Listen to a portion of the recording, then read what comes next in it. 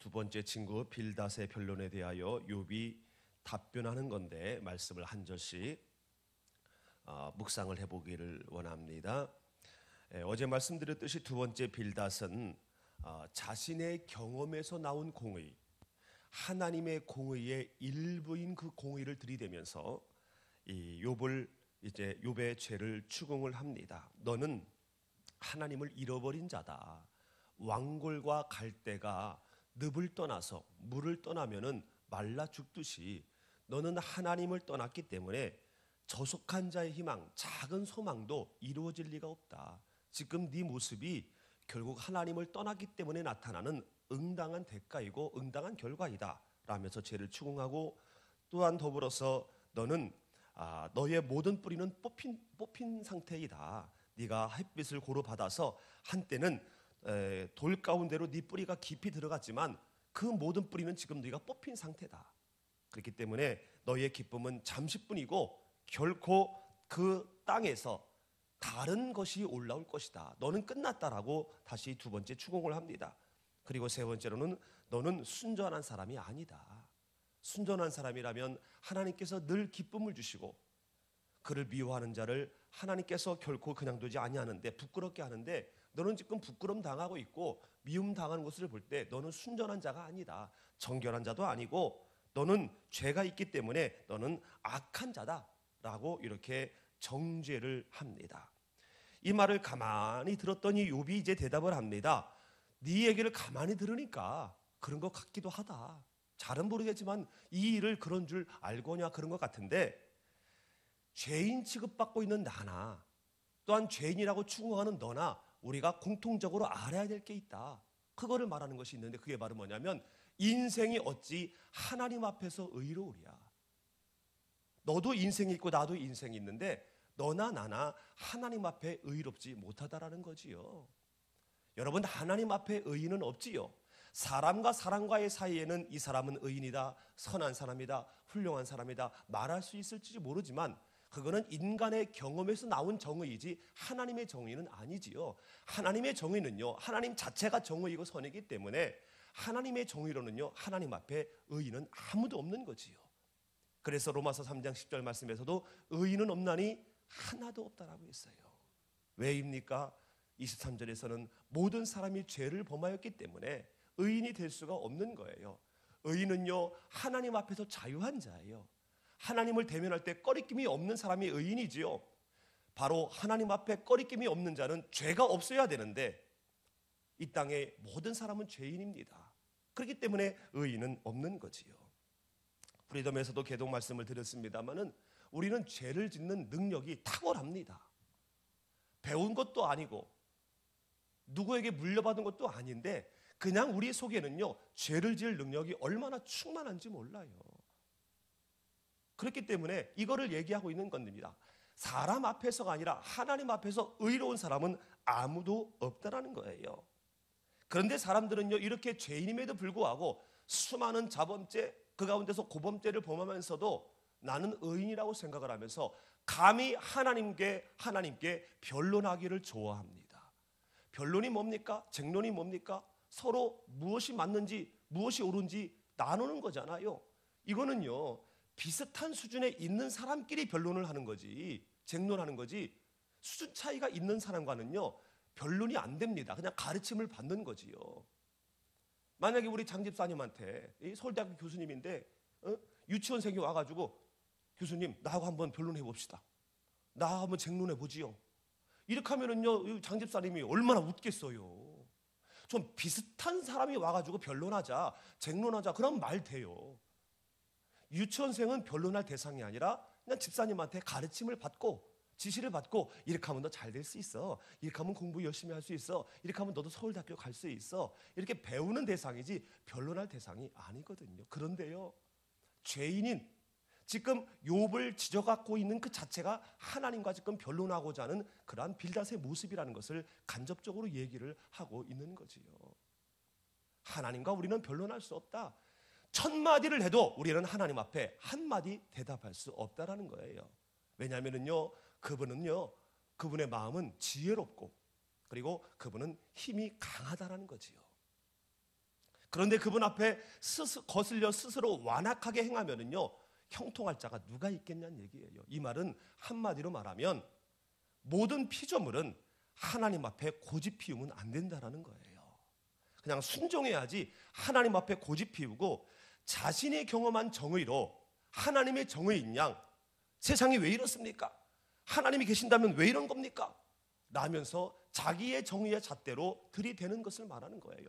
이게 스스로 완악해지는 거지요. 우리가 신앙생활을 하고 기도할 때 간혹 착각 아닌 착각을 하는 경우가 있는데, 그것이 바로 뭐냐면 우리가 자꾸 하나님을 설득하려고 그래요. 여러분, 하나님은 설득을 당하는 분이 아닙니다. 할렐루야. 하나님, 이런 상황에서는 이렇게 해야 되는 거 아닙니까?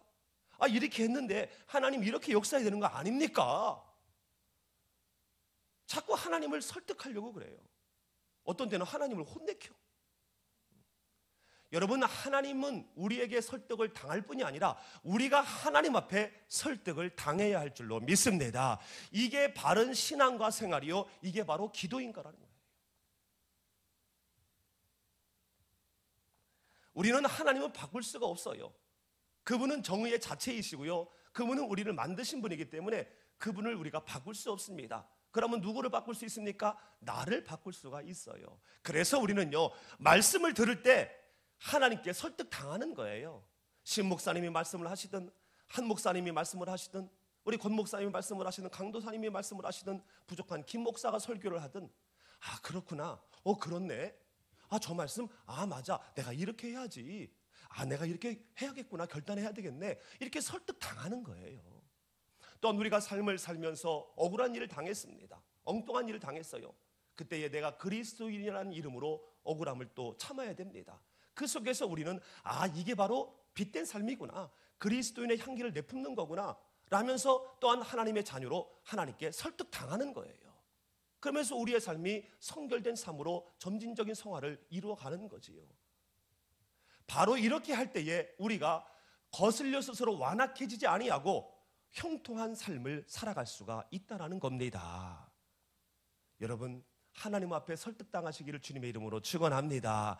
오늘도 하나님 앞에 여러분 설득당하셔서 하나님의 자녀다운 그런 오늘 하루의 삶을 살아가야 할 줄로 믿습니다. 왜 이렇게 하나님 앞에 우리가 설득을 당해야 되느냐? 5절부터 10절까지는요, 하나님의 위대하심, 하나님의 전능하심을 말하고 있습니다. 하나님께서 산을 무너뜨리고 땅을 그 자리에서 옮기시며 해를 명령하여 뜨지 못하게 하고 별들을 가두시고 별 못 뜨게 하고요, 그리고 하늘을 펴시고 바다 물결을 밟으시고 북두성과 삼성과 묘성과, 이거는 모든 이 별들이죠. 이런 것들을 다 만드셨다라는 거예요. 여러분, 우주 만물의 모든 것들, 이 모든 것들이 하나님 앞에, 하나님의 전능하심 앞에 복종하고 순종한다라는 거예요. 여러분, 우리가 산보다 큽니까? 우리가 땅보다 커요? 우리가 해보다 큽니까? 해 가까이 가면은요, 우리 다 죽어요. 그치요? 우리가 바다보다 큽니까? 바다에 빠지면은요, 죽어요. 하나님 앞에 말 한마디 안 하고 대답하지 아니하고 고집 부리지 아니하고 하라는 대로 너 별 이쪽으로 가, 너 일리 가. 내가 왜 글리 가야 돼요? 나 여기 있고 싶은데요. 나는 지금 별 뜨고 싶지 않은데요. 나 지금 해인데요. 나 지금 뜨고 싶지 않아요. 나 지금 안 질래요. 내가 왜 지금 해가 져야 돼요? 낙엽 지금 떨어지기 싫은데요. 그런데 하나님은 사계절을 통해서 명령하시고 떨어지게 하고 또한 잎이 나게 하고 이 모든 우주 만물 만상이 하나님의 말씀에 절대적으로 복종한다라는 거예요. 철저하게 복종한다라는 거예요. 우리보다 훨씬 큰 해도, 땅도, 바다도, 별도 다 복종해요. 말 한마디 안 하고 대답하지 아니하고. 근데 유독이 사람만 하나님 앞에 대답해요. 유독이 사람만 하나님 앞에 고집하고요. 내가 왜 이래야 돼요? 싫은데요? 지금 그거 하기 싫은데요? 내가 왜 손해봐야 돼요? 유독이 사람만, 하나님의 형상대로 지으신 우리 사람만 하나님 앞에 대답을 해요. 우주 만물, 우리보다 훨씬 큰 자연도 하나님 앞에 대답하지 아니하고 죽으라면 죽고 피라면 피고 넘어가라면 넘어가고 뜨라면 뜨고 다 하는데, 여러분, 우리가 예배를 마치고 나아가면은요, 바람이 우리의 볼에 스칠 거예요. 그 바람도 하나님 앞에 복종하고 있는데, 내 볼에 바람이 스칠 때 그 바람을 보면서 하나님께 내가 순종하고 복종해야 된다라는 이 참된 사실, 이 참된 신앙을 깨닫게 되어야 할 줄로 믿습니다. 이 모든 것들이요, 측량할 수 없는 큰 일이에요. 셀 수 없는 기이한 일, 바로 이 일을 행하시는 분이 바로 누구냐? 하나님이라는 거지요. 하나님, 우리를 만드신 하나님, 우리의 아버지, 저와 여러분의 아버지, 그 아버지라는 거예요. 그러면서 11절 말씀부터는 이렇게 엄청난 하나님 앞에 서 있는 자신의 모습을 얘기합니다. 하나님이 내 앞에 지나가도 나는 못 본다. 그분께서 내 앞에서 여러 일들을 행하셨지만 그래도 나는 그것을 깨닫지 못한다. 왜요? 죄인이니까. 죄인이니까. 그리고 그분이 무엇을 빼앗으면 누가 맡겠으며 그것을 왜 뺏었습니까? 라고 감히 물어볼 사람이 누가 있느냐? 그분이 하는 모든 일들에 대하여, 하신 일들에 대하여 우리는 질문할 수 없다라는 거예요. 그냥 순종하는 것뿐이지 질문할 수 없다라는 거예요. 그런데 내가 감히 어떻게 대답하겠냐? 그 하나님 앞에서 무슨 말을 선택해서, 무슨 언어를 선택해서 내가 말할 수가 있겠느냐? 나 말할 수 없다. 가끔 내가 혹시 내가 의로운 그러한 모습이 있다 할지라도 15절 말씀에 보면은 내가 혹시 가끔 의로운 모습이 있다 할지라도 나는 그때에 내가 의롭다라는 것이 아니라 은혜를 구할 뿐이다. 그리고 하나님께서 내 말씀, 내 간구에 응답을 하셨어도 내가 그것을 응답하셨구나 라고 내가 교만해지지 않도록 내가 그것을 절대로 믿지 않겠다. 왜냐하면 지금 상황이, 그분이, 하나님이 나를 치셨고 까닭없는 상처를 깊게 하셨고 숨도 못 쉬게 하는데 내가 거기에 뭐라고 대답할 수 없다는 거예요. 왜냐하면요, 그분은 강하시고 그 어떤 심판에도 그를 소환할 자가 없다는 거죠. 왜냐하면 그분이 심판자인데 누가 그분을 소환합니까? 그러므로 내가 지금 힘들고 내가 까닭없는 그러한 상처를 받고 있지만, 힘들지만, 그러나 욥기서 1장 21절 말씀에 있는 것처럼 내 적신이, 내 몸이, 내 핏덩어리가 내 모태에서 나와 쌓은 적 또한 그리로 돌아가올지라. 주신 자도 여호와시요 취하실 자도 여호와이시니 오직 여호와의 이름이 찬양을 받으실지니이다. 이 고백이 바로 이 고백인 거예요. 나 불만 없다, 까닭없고 내가 왜 이러는지 모르겠지만은 괜찮다라고 이렇게 고백하고 있는 것을 보게 됩니다. 저는 오늘 이 말씀을 보면서 고난이 무엇일까라는 것을 한번 묵상을 해봤습니다. 고난의 유익, 그리고 혹은 고난의 역할, 여러 유익이 있는데 그 가운데서 이 고난을 받으면은요, 하나님으로부터 고난을 받으면 고민하게 돼요. 고민하게 돼요. 답니다. 고민하게 된다. 이 고민은요, 걱정 근심이 아니라 이거는요, 깊이 되돌아보면서 한번 생각해 보는 거예요. 깊이 되돌아보면서 무엇을요? 인생을, 내가 지금까지 걸어온 길을 한번 깊이 되돌아보면서 생각하는 거예요. 그러므로 이 고민이라는 것은요, 굉장히 귀한 겁니다. 이 고민이라는 것은요, 복이 될 수가 있다는 거예요. 왜냐하면 내 인생을 되돌아보고 내가 온 길을 다시 한번 생각하는 것은요, 하나님을 생각하는 것이기 때문에 매우 귀한 거지요. 이 욥의 그래서 고민은, 이렇게 어느 설교하시는 분의 얘기를 들어보니까 이 고민은 바로 뭐냐? 영적인 운동이라고 그러더라고요. 거기에 굉장히 제가 깊이 공감을 했어요. 맞다. 이 고난은 영적인 운동이다. 왜 영적인 운동이냐면요, 여러분, 운동을 안 하다가 갑자기 운동을 하면은 어떻게 됩니까? 쓰지 않은 근육을 쓰기 때문에 아파요. 뻐근해요. 힘들어요. 우리가 고난을 자주 당하지 아니하고 고민을 자주 하지 않기 때문에 고난을 당해서 고민을 하게 되면요, 아파요. 힘들어요. 그러나 그 고민을 우리가 능히 밟고 일어서게 되면, 쓰지 않았던 근육이 되면 이 사람은 건강한 사람이 되는 거예요. 튼튼한 사람이 되는 거예요. 할렐루야. 지금 이 욥은 그래서 이 고민을 통해서 영적인 운동을 하고 있는 거예요. 아프지만, 쓰지 않았던 잔근육을 써서 아프지만 그래도 운동을 하고 있는 거예요. 이 운동을 통해서, 이 고민을 통해서 욥은 무엇을 생각합니까? 욥의 고민을 통해서 첫 번째로는 인생은 무엇인가? 인생은 무엇인가? 이것은 나는 누구인가라는 거예요. 여러분, 하나님 앞에서 나는 누구인가라는 것을 되돌아 생각해 봐야 할 줄로 믿습니다. 우주 만물, 해도 바다도 하나님께 복종하는데 왜 나는 복종하지 않지? 왜 나는 하나님 앞에 자꾸 대답하고 질문하지? 해도 질문하지 아니하고 산천초복도 질문하지 아니하는데 왜 나는 자꾸 질문하지? 나는 누구인가? 질문하고 내 스스로를 깊이 고민하고 깊이 생각하다 보면은요, 나는 하나님으로부터 지음받은 피조물이구나. 그리고 내가 지금 여러 하나님 앞에 질문과 혹은 대답하고 싶은 것이 있다 할지라도 결국은 내가 죽음이라는 것을 향해서 내가 한 걸음 한 걸음 나아가고 있고 그 너머 영생을 소망하며 내가 나가고 있는 인생이구나라는 것을 알게 된다는 거예요. 고난을 통해서 고민을 하게 되면 이걸 알고요, 또 나는 누구인가라는 것을 깊이 생각하고 깊이 되돌아보면요, 하나님이 나와요. 왜냐하면 나는 죄인이고 그럼 나는 누가 만들었지? 그러면 하나님, 창조주가 나오기 때문에 두 번째는 하나님은 누구이신가? 하나님은 나를 지으신 분인 줄로 믿습니다. 끝까지 나를 사랑하시고 우리가 찬양한 것처럼요, 크신 사랑으로 우리를 돌보시고 인도하시는 분이 바로 우리의 아버지 하나님이신 줄로 믿습니다. 하나님의 사랑은요, 하늘을 두루마리 삼고 바다를 먹물 삼아도 다 기록할 수 없는 게 바로 하나님의 사랑이에요. 이 사랑으로 나를 지으신 뿐만 아니라 나를 돌보시고 나를 안전케 하시는 분이 바로 누구라? 하나님. 우주 만물을 나를 위해서 제공하신 분이 누구라? 하나님.